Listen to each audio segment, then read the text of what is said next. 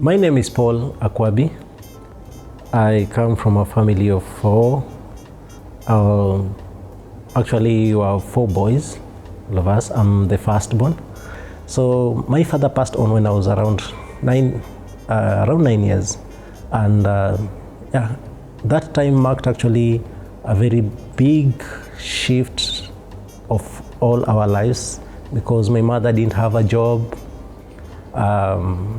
We were four boys. My mother was only 30 years, so we can't stay in Nairobi, all of us. Some relatives actually decided to assist our mother by taking at least one kid to stay with. What I remember very well is my father was used to actually motivating me, especially in school. We could agree, if you become top 10, I'll buy you like a ball. I was a football fan. So then I would work hard and become top 10, number 9 or so. Then he bought me a ball. Actually, it was not even something to argue about. You come at home, you show the report, he sees number 9, then immediately you go to the supermarket to buy the ball. We were not so rich, but he could make any sacrifice for the sake of motivating me. Now this city boy is here in the village. In that school, the first term I was number 3. I went at home so happy, showed my report card, but nobody was happy the way I was. What I was just told, go and wash utensils, go and do the job that you're supposed to do. Actually, that is going to fetch water and all that. So I was wondering, why are they not happy about this? So I struggled. I became even number 1. Still, actually, no one was showing me attention. So my life actually was really changing. And I think to some point they were either not understanding me, or I was not understanding them, or it was both ways. Because now my life was I was having a lot of pressure, and it forced me. Actually, I attempted suicide 3 times. I remember the first time I attempted suicide is I was sent to buy paraffin for 100 shillings. Then I decided to buy paraffin for 70 shillings, so that I remained with 30 shillings to buy the rope. So I bought the rope, went and tied, tested, and I was so sure it will work. Then I went back home, continued doing my normal chores as usual. Then when I wanted to go to, now after I finished everything and actually everybody was taking dinner, I wanted to tell them, because I usually hear whenever somebody wants to die, he usually says a statement that everybody will relate with later when they get this person dead. So I went outside the house, came back, tried to compose myself to say the statements, but my heart was actually a bit, I couldn't actually say anything. Then I felt like, okay, you know what, let me just go and hang myself. This was at night, at around 8:39. So I climbed this tree, but reaching up there, I realized my rope wasn't there. Then later, at around 13 years, still the pressures actually went so high, because at times they actually say I've done some things which I've not done, because anything wrong that could happen was related to, they could actually relate it to me. So the second time I decided I'll stab myself at night when everybody has slept. I took the knife early enough, after I just got from school, I put it on my bed and started doing my normal chores. But apparently this day, my aunt came at around 8:30, and he came with meat, and we were supposed to cut the meat with the same knife. Actually, I don't know why, but I think you can relate. In most households, we usually have only one knife that's the major knife that does almost everything. So I was asked, did you wash utensils here? Did you wash the knife? I confirmed yes. And where is it? So that's the point that I couldn't say. I tried to lie. I was punished because they thought I had stolen the knife or sold it or something. So I felt like, okay, you know what? Let me just give them their knife. So I went, took the knife, and I pretended, yes, this is the knife, it's here.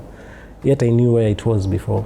So, but within the same time, I remembered every time actually I attempted to commit suicide, I would have a dream fighting with my dad, and he wanted to stab me, but I couldn't allow him. So we could fight and he could tell me, but I thought you wanted to kill yourself. Why don't you allow me to stab you and just die?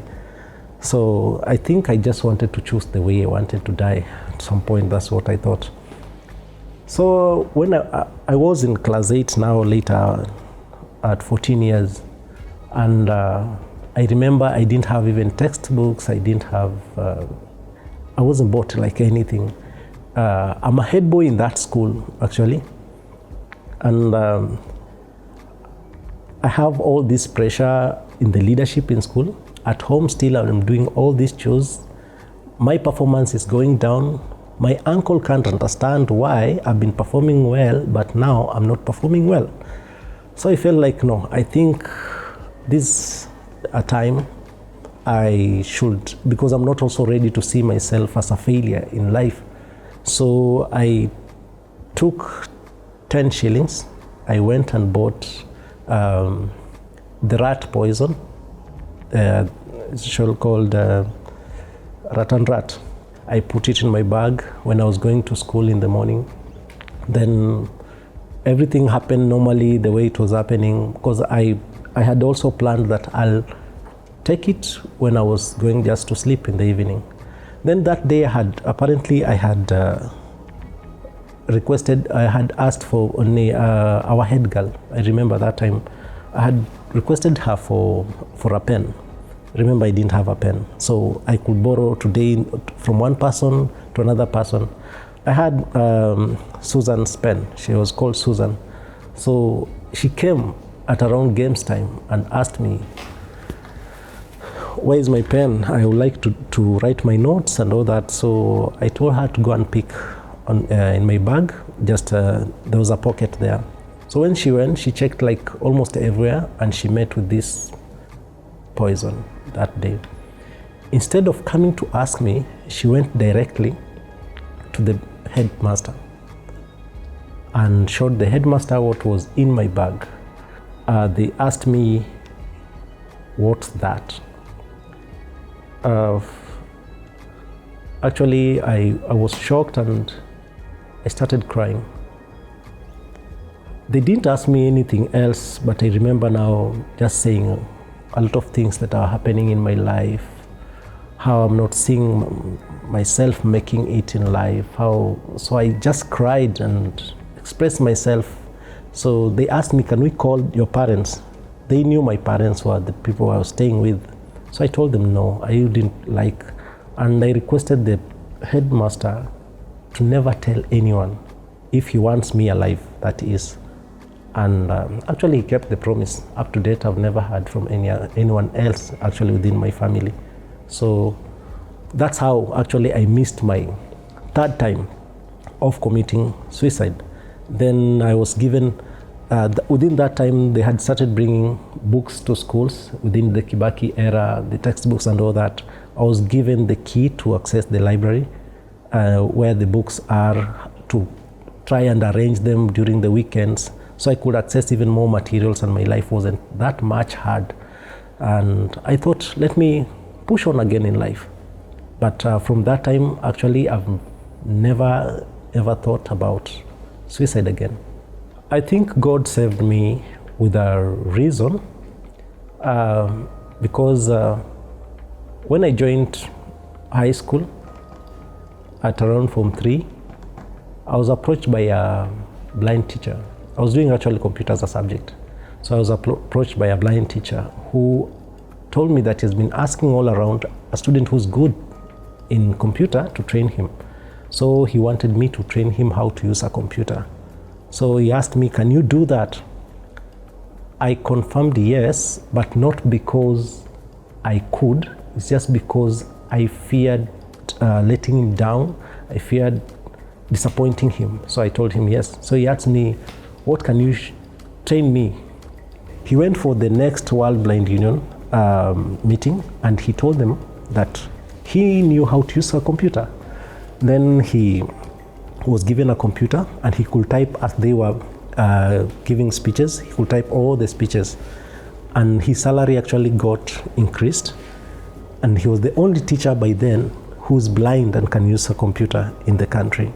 So it's one of the things I felt like those some of the calls the things I was called to do, the things I was, the reason why God saved me also. And also currently what I'm doing, because I'm having a technology academy of its kind that trains children in technology and also links the children between the age of 7 to 17 with international, actually other countries internationally in exchange program.